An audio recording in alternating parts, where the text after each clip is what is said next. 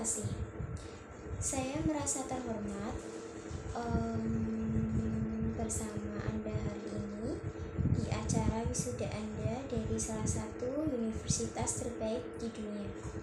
Sejujurnya, saya tidak pernah lulus kuliah dan ini adalah pengalaman terdekat saya dengan wisuda kuliah. Hari ini saya mengatakan 3 cerita dari kehidupan saya. Itu saja, bukan masalah besar, hanya 3 cerita. Cerita pertama adalah tentang menghubungkan titik-titik. Saya keluar dari kuliah setelah 6 bulan pertama, tetapi kemudian tetap tinggal sebagai mahasiswa tamu sekitar 18 bulan sebelum akhirnya benar-benar berhenti.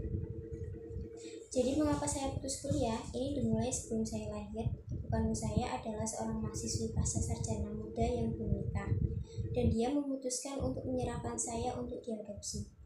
Dia sangat yakin bahwa saya harus diadopsi oleh lulusan perguruan tinggi, jadi semuanya sudah diatur supaya saya diadopsi sejak lahir oleh seorang pengacara.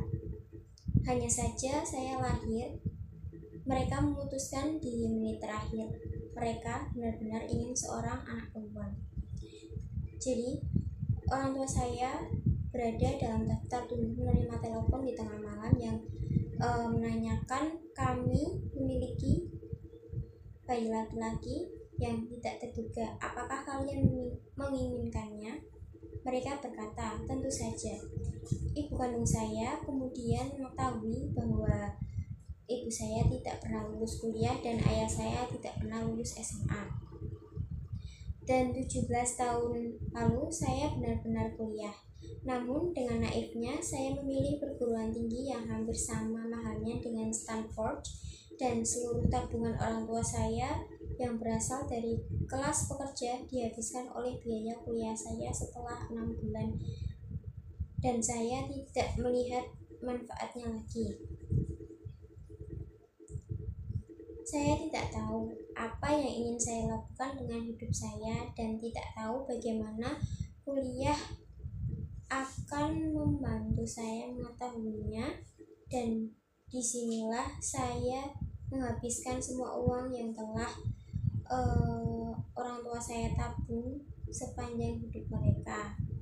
Jadi saya memutuskan untuk berhenti kuliah dan percaya bahwa semuanya akan baik-baik saja.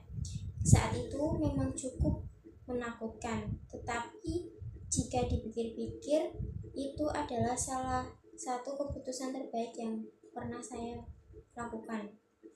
Begitu saya berhenti, saya bisa berhenti mengambil mata kuliah yang wajib tidak menarik bagi saya dan mulai mengambil mata kuliah yang terlihat menarik.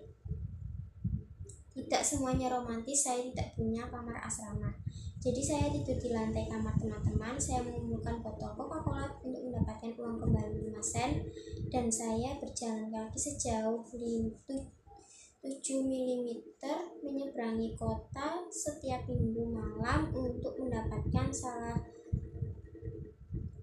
satu makan enak dalam seminggu di kuil Hare Krishna.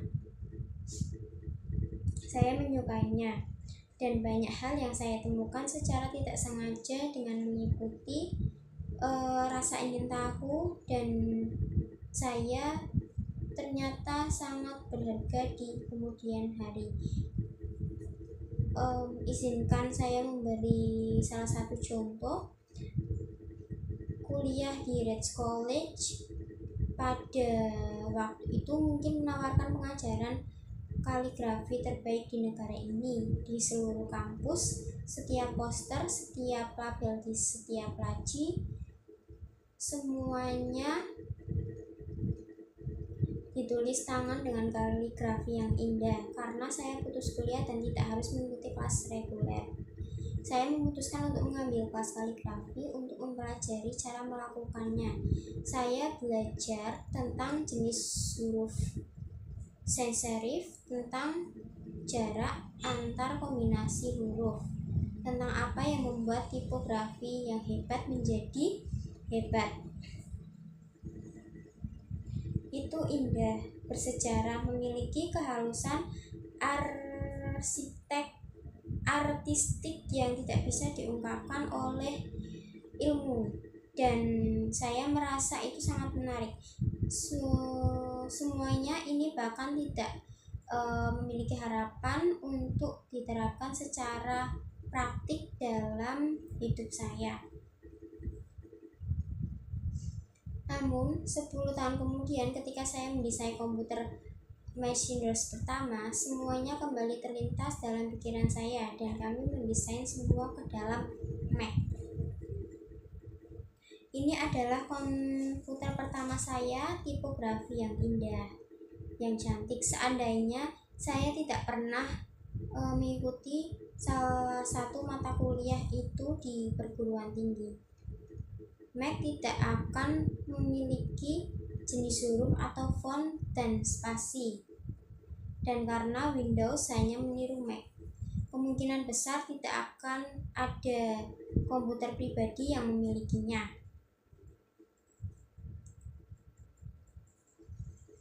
Seandainya saya tidak pernah putus kuliah, saya tidak akan pernah ikut kelas kaligrafi, dan komputer pribadi mungkin tidak akan memiliki tipografi seperti sekarang. Tentu saja mustahil untuk menghubungkan titik-titik tersebut saat saya masih kuliah.